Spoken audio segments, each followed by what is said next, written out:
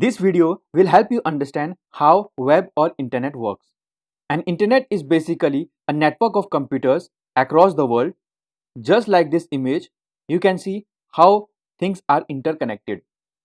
Similarly, our computer at home or office is also connected through wire or wireless to this huge network in the world.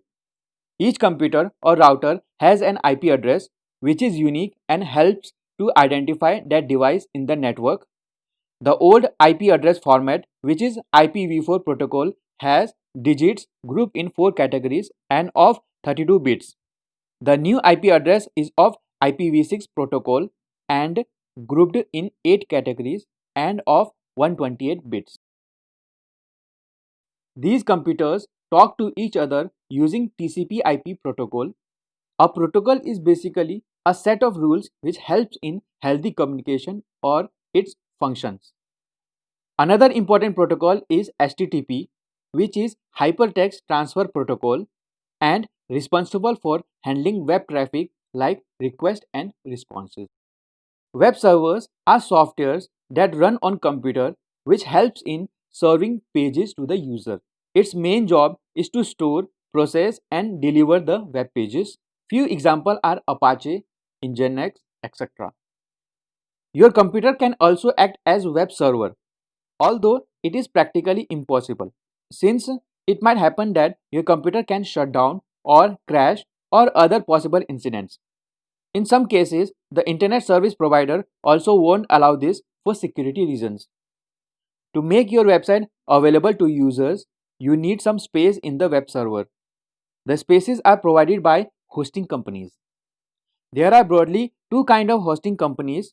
One is shared hosting, which is cheap as you are sharing the web server resources along with the other users. And the other is dedicated hosting, where you get a separate server but it is quite expensive. Since IP addresses are sequence of numbers and quite difficult to remember, hence we gave some name to this IP address which become our domain name. These domain names are provided by registrar which we need to link to our hosting account or web server. DNS stands for domain name server, which helps in getting the domain name when IP address is given. Let's see the process of web page loading. Now we know that there is a user, web browser, DNS server and web server.